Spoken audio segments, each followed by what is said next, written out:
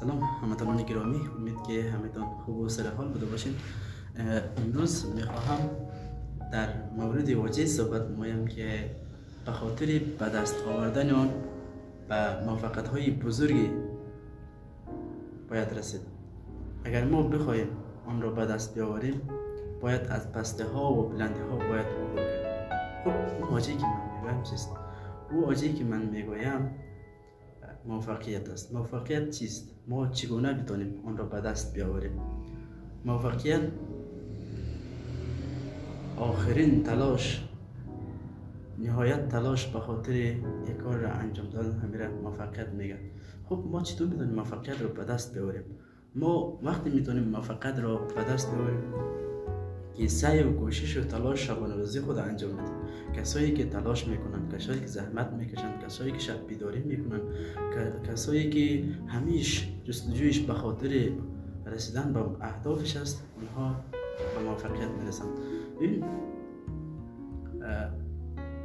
پیروزی و کامیابی فرزند موفقیت است. همانطوری که آهن در موجودیت آتش به فولاد تبدیل می شود، اما انسان ها هم در اثر سعی و تلاش و کوشش به موفقیت می رسند.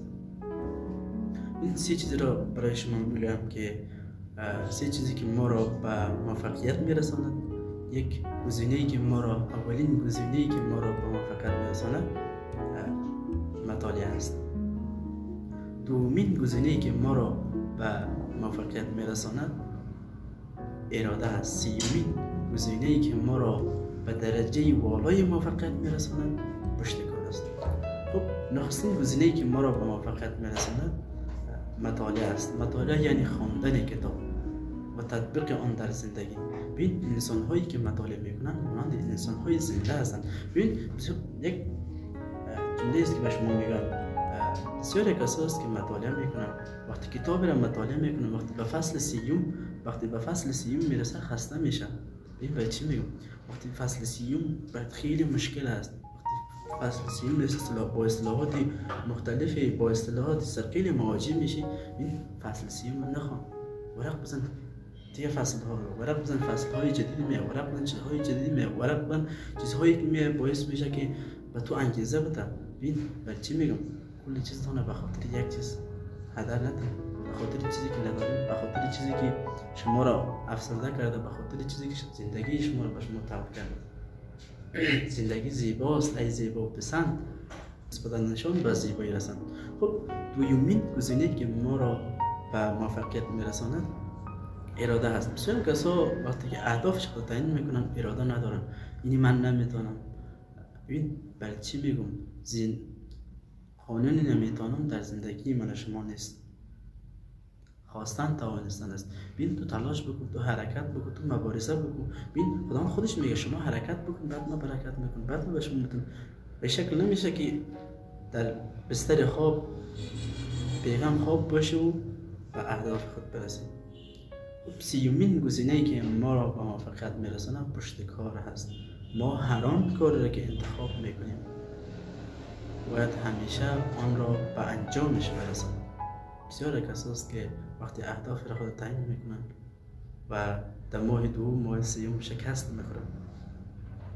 اگر برنامهشان یک هفته‌ای باشد در روز دوم شکست میخورن. اگر یک ماهی باشد در روز 15 شکست میخورن. بالاخره برای چی میگم؟ وقتی شکست میخوری برخیز، دوباره برخیز، حرکت بکن. انسان‌هایی به موفقیت میرسند اونها شکست خوردن ولی شکست نپذیرفتن. انسان‌های موفق هستند که اولین شکست رو آخرین شکست رو اولین شکست میدانن. ما هم باید از جمله آنها باشیم. پس پیشنهاد من به شما این است که این دوستان عزیز، این عصر شما جوانان است. گفتنی من پیام به جوانان است. عصر است که محیط و ماحول یک محیط درسخانه برای همه جوانان مساعد است. عصر است که ما باید از این استفاده بکنیم. ما باید کسایی باشیم، فرد تاثیرگذار در جامعه باشیم. ما باید الگویی باشیم برای نسل بعدی که آنها هم برای ما الگو باشیم و افراد در جامعه اونها هم یک الگویی برای جامعه باشند. خیلی سلامت باشید.